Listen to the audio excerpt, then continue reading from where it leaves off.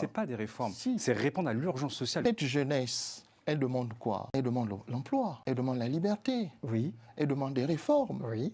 Mais cette jeunesse, mais justement, Ouais. elle demande toutes ces réformes. Oui, mais la jeunesse a raison d'être impatiente, mais les réformes, entre le moment où vous décidez d'une réforme où elle produit ses effets, il s'écoule un certain temps. On n'est pas à un stade où on attend des réformes.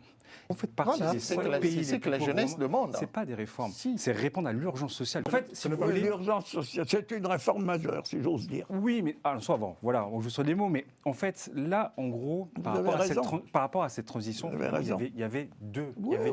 visions possibles. Celle de répondre très vite et organiser des élections, parce que c'est la seule légitimité, c'est les élections, ou si ils décidaient de s'inscrire dans cette longévité, à savoir les 2 ans, il fallait composer avec la société civile. Dès lors qu'il y a cette fracture et ce divorce consommé, vous êtes en très grande difficulté, c'est un mauvais signal. C'est un mauvais signal, d'autant que voilà, il faut dire qu'il y a quand même un climat de peur aujourd'hui qui soupçonne, plus que soupçonner d'ailleurs le gouvernement de surveiller les échanges numériques Tout à fait. des membres de la Gen Z avec des logiciels d'espionnage. C'est ce que dit Amnesty International.